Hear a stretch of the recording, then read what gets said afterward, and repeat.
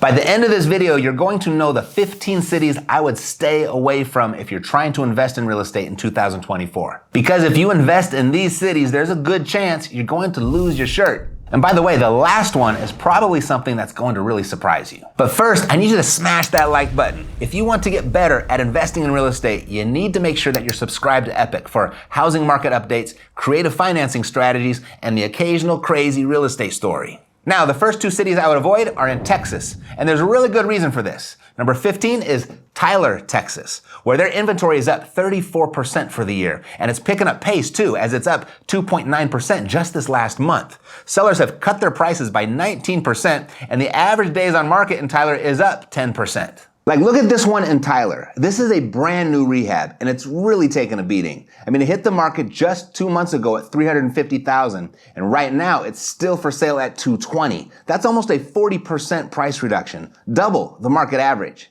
So you gotta be careful fixing and flipping out there. That after repair value, it's everything. But that's nowhere as bad as number 14, Waco, Texas, where year over year, the number of homes for sale is up 31.6%. Sellers have slashed their prices by 24.2%, and the average number of days it takes to sell a home in Waco is up 31.5%. Look at this. All these homes in Waco, 355 of them, have been on the market for months. Every one here more than 100 days. The flippers, they're getting crushed in Waco. And the holding costs, they've got to be eating them up alive. I mean, how does the spouse feel when they're watching their investment shrink by the month? But Texas isn't the only state that is getting crushed right now. The Northeast has its challenged cities too.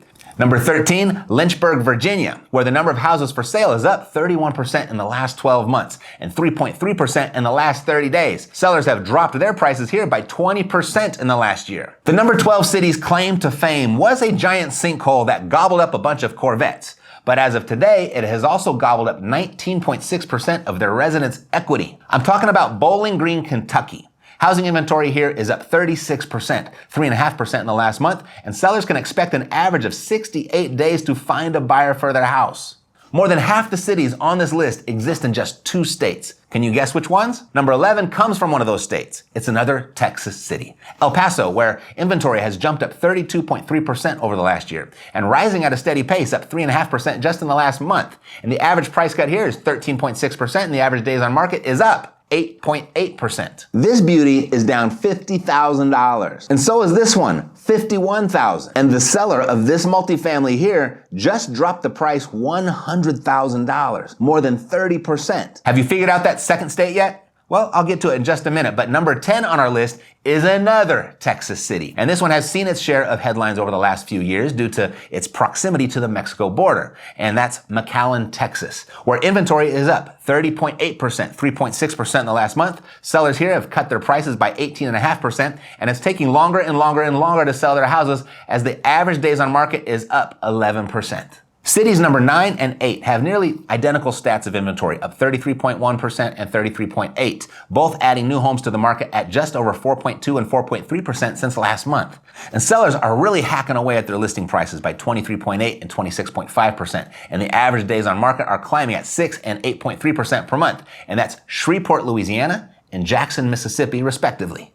You know, at the end of the day, the easiest way to tell if a housing market is crashing, it's really simple. In fact, you can make some pretty solid predictions yourself if you know these 4 things. Number 1, how many houses are for sale? 2, how many houses are selling? 3, what the owners of those houses are doing to sell those houses. And 4, how long it's taking them to sell. And that's what I did for you today. So you can decide which cities to stay away from and which ones might present an opportunity sooner rather than later. Now, just because a market is going to crash doesn't necessarily mean that you should avoid it. These next 7 cities are really starting to get pummeled, but I think they might have much further to go. I mean, if you're in any of these 7, you might be in for a really tough 2024. Or you might have just found a big opportunity if you're a savvy investor with some staying power. Number 7, Lubbock, Texas, where there are 39.6% more homes on the market than this time last year, growing at a rate of 3.3% per month.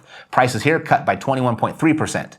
And average days on market are up 5.6%. And if you think that's bad, wait until you get a load of number 6, Farmington, New Mexico, where the houses for sale have surged 51% over the last year. Yet this city might be showing some signs of slowing.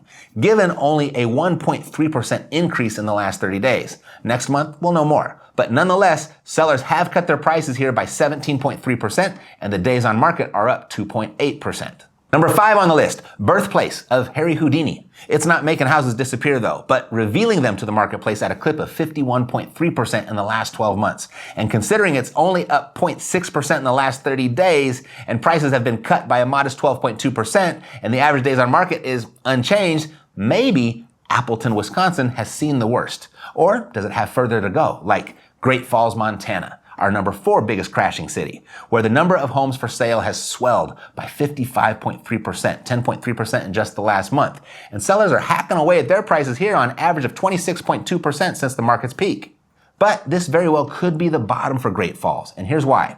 When you consider homes here are actually selling 9.5% faster than they were this time last year. You've probably got some opportunity seekers perched on the sidelines, nabbing the best properties as they come available, but still too early to tell. Have you figured out that second state yet? It holds our top 2 biggest crashing market positions. But first, number 3, it's another Texas market, the city of Amarillo, where houses for sale have grown from a trickle to a surging flow of 57.5%, 9.2% in just the last month. And sellers have aggressively cut their prices here by 23.2%. And the average number of days to sell a house here has increased by 18.1%.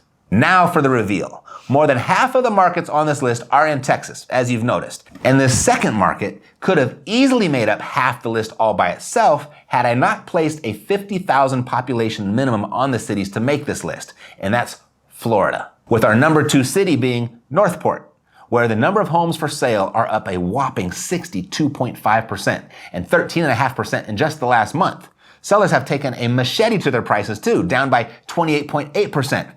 And like Great Falls, Montana though, the deal hunters might be shopping here already too, as homes are selling in Northport 8.5 days faster than this time last year. But you're gonna find a lot of new construction here. The Toll Brothers and Lennar, they've got quite a bit on the market right now, and it'd probably be best to watch this a little bit longer. Lots of mixed messages with the data here in this market. Now, the last city I'd stay away from, at least for a bit, because it was hit really hard in 2008.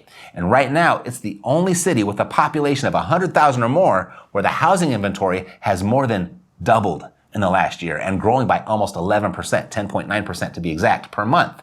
And sellers have taken a chainsaw to their prices, slashing them by 31.7%. And I'm talking about Cape Coral, Florida. But it looks like the bargain shoppers are out there too. It seems that despite the flood of homes to hit the market and 30% plus price cuts, houses are selling almost 2 weeks faster right now than they were this time last year, with the average days on market having decreased by 18.4%. Now that you know where to avoid investing and what to watch out for, I want to help you make your first $100,000 in real estate. That's exactly why I made this video right here that'll show you how to do that. Thanks for watching. See you next time. Take care.